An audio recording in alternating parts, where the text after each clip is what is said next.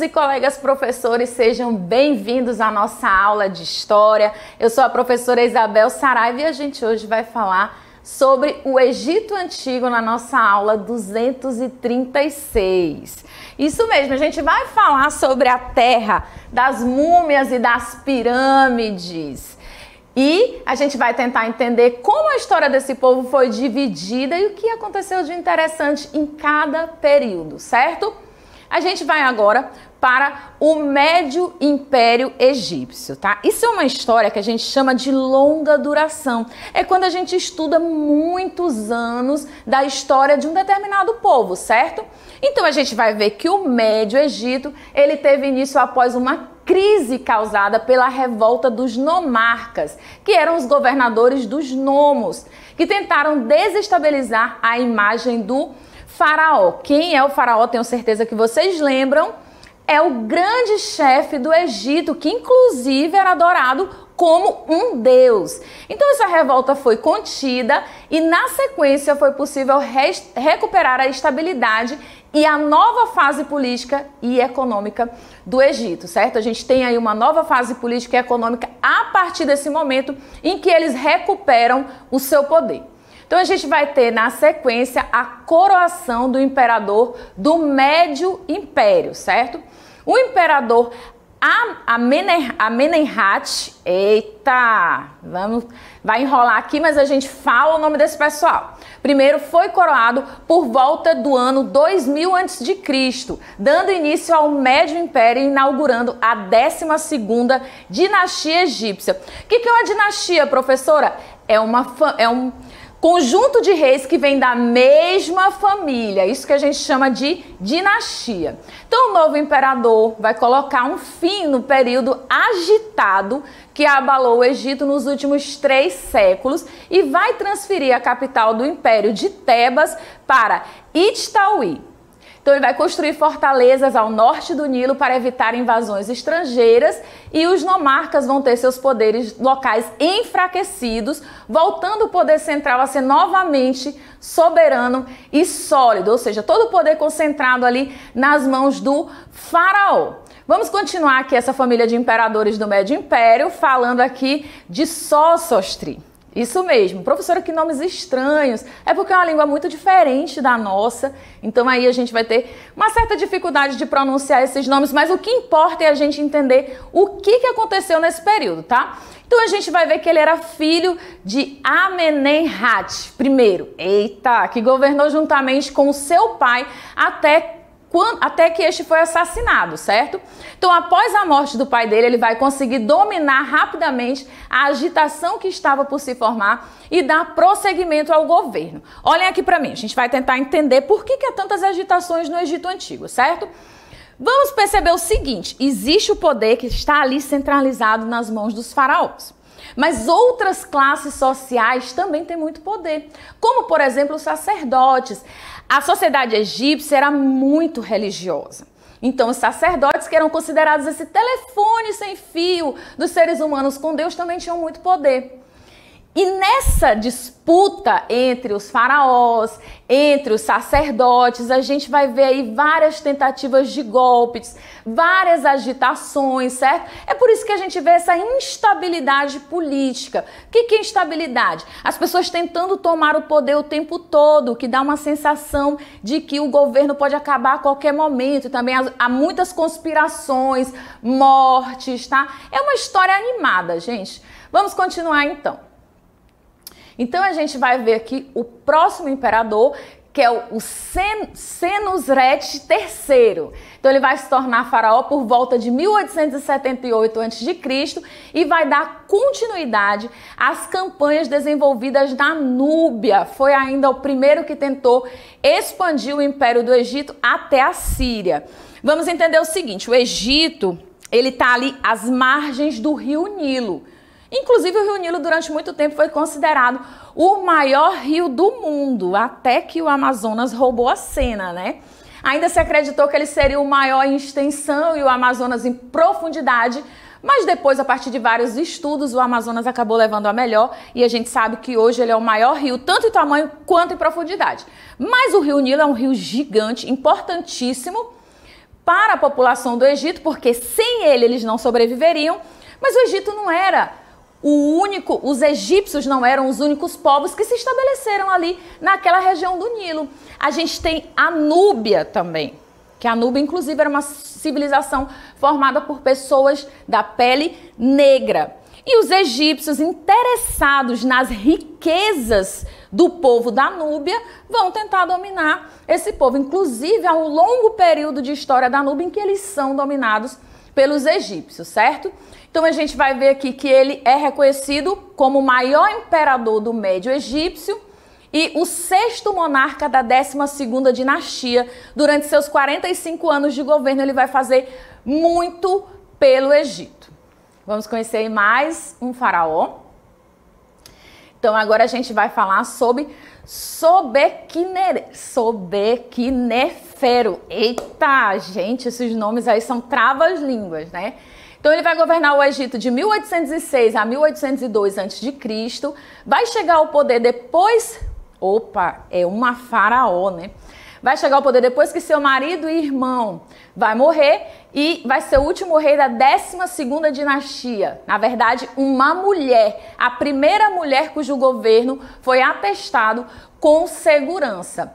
A gente sabe aí que a maior governante do Egito, aquela que vai marcar a história, vai ser a Cleópatra, que vem bem depois, mas ela tem aí as suas antecessoras, mulheres que vão também marcar o poder no Egito, né? A exemplo dessa faraó que a gente também citou. A gente vai ter também Nefertiti, outra mulher que vai ter grande influência no Egito, mas a gente vai conversar sobre ela depois. Vamos então falar da nossa 13ª dinastia. A 13ª dinastia no Egito também é incluída no Médio Império, formada por 17 faraós, o que apresenta indícios de uma certa instabilidade política. É aquilo que eu falei para vocês. Muitas pessoas disputando o poder no Egito Antigo, tá? Então vamos ver aqui que o Médio Império vai ser um período de florescimento das artes. Eles vão desenvolver as tumbas escavadas nas rochas, como pode ser visto no Vale dos Reis. É interessante isso, olhem aqui para mim, porque a gente vai ver depois, quando a gente for falar da religião do Egito Antigo, a gente vai ver que essa questão da crença na vida após a morte é muito forte na sociedade egípcia. Então os faraós se preocupam em construir tumbas enormes, tumbas belíssimas. Para quê? Para marcar o seu poder, deixar o seu poder registrado, e também porque eles acreditam nessa vida após a morte, né? Daqui a pouco, quando a gente for estudar a religião dos egípcios, a gente vai ver que isso era muito importante, era uma crença muito forte. Então, esses rituais que envolvem a morte, eles vão ser levados muito a sério pelos egípcios, certo? Então, vamos ver aqui a fase do Médio Império. Chega ao fim por conta dessa instabilidade do poder central e deu-se início, então, ao segundo período intermediário. Tá? A gente vai ver aqui realizações do Médio Império. Nós temos aqui as grandes obras do Egito, inclusive essas obras, como as pirâmides que estão aqui, foram consideradas pelos gregos uma das 7 maravilhas do mundo. Então vocês imaginam como elas encantavam as pessoas dessa época. Inclusive, dessas 7 maravilhas que foram eleitas pelos gregos, apenas as pirâmides a gente consegue ver nos dias atuais, que foram obras aí que mostraram a grande capacidade dos egípcios na relação aí com a engenharia, com a matemática, a ponto, gente, das pessoas acreditarem que não foram os egípcios que construíram aquilo sozinho. Eles tiveram a ajuda de ETs, olha só. E tem várias histórias em torno disso, mas a gente sabe que isso aí também envolve a imaginação das pessoas, né? Na verdade, eles desenvolveram cálculos matemáticos exatos que permitiram essas grandes obras. Porque ali na construção das pirâmides, gente, não há argamassa, não há nada que ligue um bloco a outro. São cálculos perfeitos, tá? Então vamos ver aqui a expansão do Médio Império do Egito em direção à Núbia, região rica em ouro, lembram? Do outro povo que habita ali a região do Rio Nilo. Esse povo que era formado por pessoas negras que tiveram aí grandes realizações, tá, na história da humanidade. A gente vai ver aqui que eles vão em busca das riquezas do povo da Núbia. Eles transferem a capital de Mênfis para Tebas e a gente vai ver um crescimento populacional ligado à realização de colheitas abundantes e intensa articulação das atividades comerciais. Se eles conseguem produzir muito, então eles armazenam muita comida e assim a população vive mais e acaba crescendo, né? As pessoas têm muitos filhos. E a gente vai ver que a partir também dessa grande produção, eles conseguem realizar um comércio com outros povos. Então isso é muito bom para a economia dos egípcios. E nesse período a gente vai ver aí a construção de tumbas e templos majestosos e o florescimento da literatura e das artes pictóricas. Então vamos ver aqui o seguinte, né? O que são essas tumbas? Para quem não sabe, essas tumbas aí vão ser as grandes pirâmides. Não sei se vocês já se perguntaram em algum momento, mas professora, por que construir pirâmides ali no Egito? Gente, essas pirâmides nada mais eram do que as tumbas desses faraós que queriam mostrar a sua grandiosidade para as populações posteriores. Eles queriam ficar marcados na história, certo? E a gente vai ver aqui um momento muito importante da história do Egito, que foi a invasão pelos Hicsos, isso mesmo. Os Hicsos, eles vão conseguir ter uma superioridade sobre o exército do Egito, que era muito eficiente, não à toa. O Egito conseguia manter o seu poder na região, certo?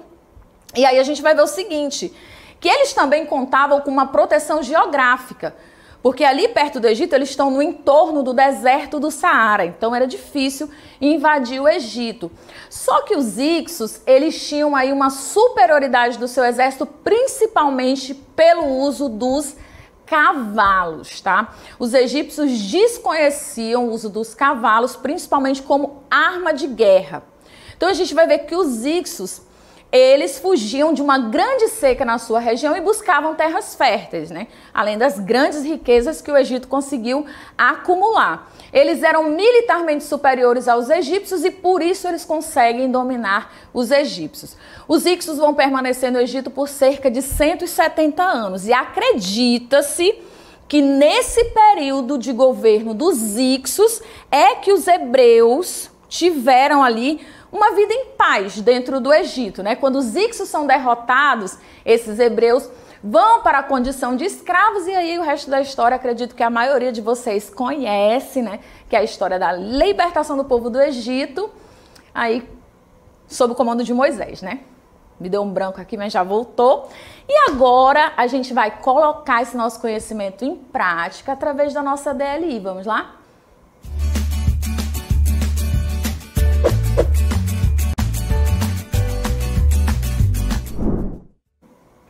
Então, nós temos aí uma questãozinha para vocês ligada ao Médio Império. Durante o Médio Império, o Egito foi invadido pelos Hicsos, povo nômade que permaneceu no país por cerca de 170 anos. Isso mesmo, como a gente viu na nossa aula, os Hicsos ficaram pela região do Egito por cerca de 170 anos.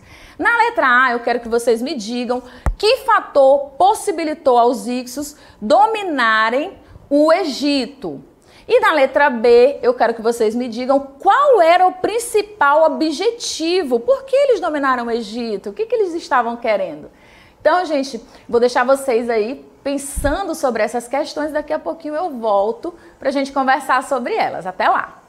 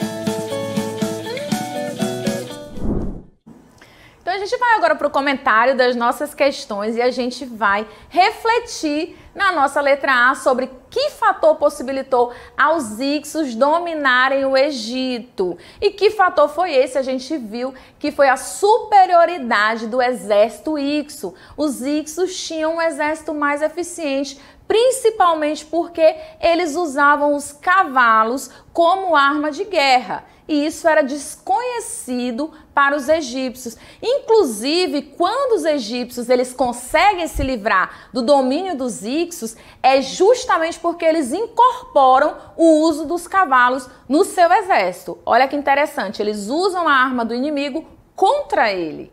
E na letra B, qual era o principal objetivo? A gente viu que os Hicsos eles estavam fugindo da seca. E também é importante lembrar que nessa época os povos eles enriqueciam tomando as riquezas de outros povos. Então isso era muito comum. Eles desenvolviam seus exércitos para poder perseguir outros povos e tomar as suas riquezas, dominar territórios, fazer escravos. Então isso era muito comum na época, certinho? Vamos aí ao comentário das nossas questões. É importante destacar que os Hicsos conseguiram dominar os egípcios devido à superioridade do seu exército. E os cavalos têm grande participação nisso, certo? Na letra B, a gente vai ver que o principal objetivo dos Hicsos era dominar as terras férteis do rio Nilo. E também, de quebra aí, levar toda a riqueza que os egípcios conseguiram acumular naquele período. Certinho? Então, espero que vocês tenham aprendido muito com a nossa aula de história sobre o Egito Antigo. Aguardo vocês nas nossas próximas aulas. Até lá!